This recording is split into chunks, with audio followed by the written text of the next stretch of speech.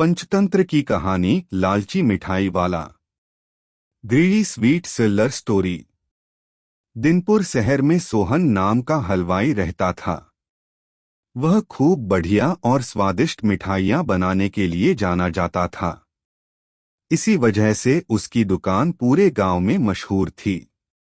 पूरा गांव उसी की दुकान से मिठाई खरीदता था।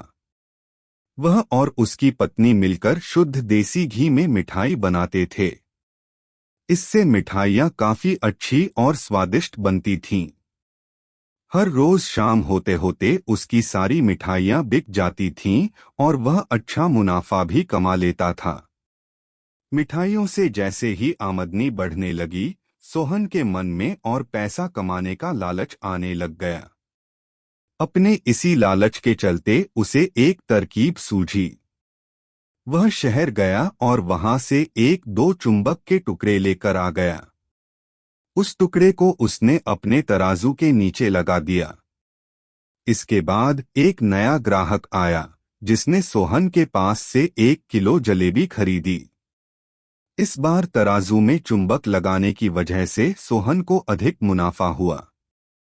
उसने अपनी इस तरकीब के बारे में अपनी पत्नी को भी बताया, लेकिन उसकी पत्नी को सोहन की यह चालाकी अच्छी नहीं लगी। उसने सोहन को समझाया कि उसे अपने ग्राहकों के साथ इस तरह की धोखेबाजी नहीं करनी चाहिए, लेकिन सोहन ने अपनी पत्नी की बात बिल्कुल भी नहीं सुनी। वो हर रोज तराजू के नीचे चुंबक लगाकर अपने ग्राहकों को धोखा देने लगा। इससे उसका मुनाफा बढ़कर कई गुना अधिक हो गया। इससे सोहन को काफी खुशी हुई। एक दिन सोहन की दुकान पर रवि नाम का एक नया लड़का आया। उसने सोहन से 2 किलो जलेबी खरीदी। सोहन ने इसे भी चुंबक लगे तराजू से तोलकर जलेबी दे दी। रवि ने जैसे ही जलेबी उठाई, उसे लगा कि जलेबी का वजन 2 किलो से कम है।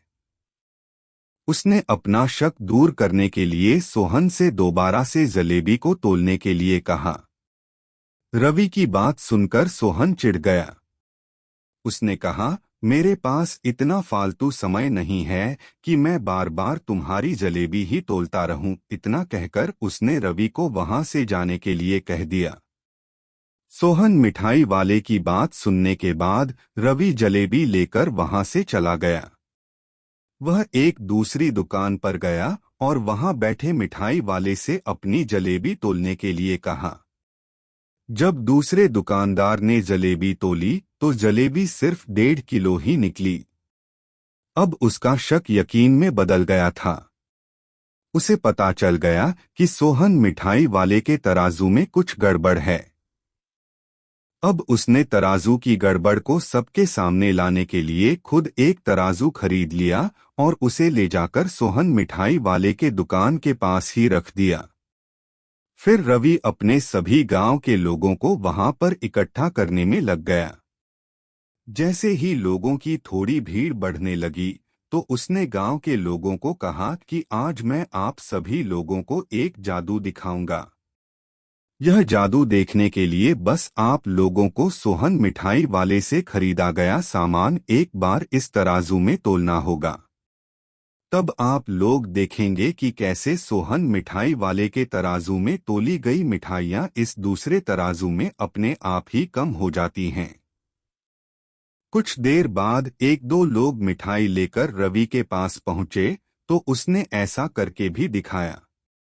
इसके बाद सोहन के दुकान से जिसने भी मिठाई खरीदी थी, सभी ने रवि के तराजू में तोलकर देखा तो सबकी मिठाइयाँ 250 ग्राम से लेकर आधा किलो तक कम निकली। यह सब देखकर लोगों को काफी हैरानी हुई। अपनी दुकान के पास ही यह सब होता देख सोहन मिठाई वाला रवि से झगड़ा करने लगा। उसने लोगों को बताया कि रवि यह सब नाटक कर रहा है। अपनी बात को सही साबित करने के लिए रवि सीधे सोहन मिठाई वाले का तराजू लेकर आया और तराजू में लगा चुंबक निकालकर सबको दिखाने लगा।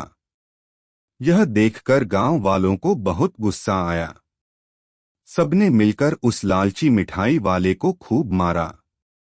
अब उस लालची मिठाई वाले को अपने लालच और उसके कारण की गई गलत हरकतों पर पछतावा हो रहा था।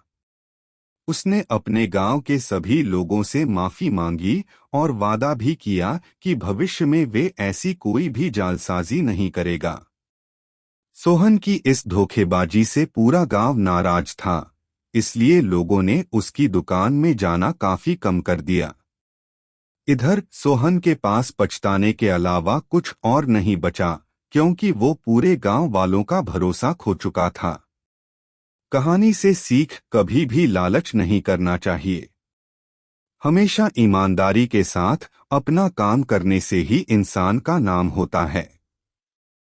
लालच के चलते भले ही कुछ समय के लिए अच्छा फायदा हो, लेकिन इससे इज्जत और आत्मसम्मान दोनों कम हो जाते हैं।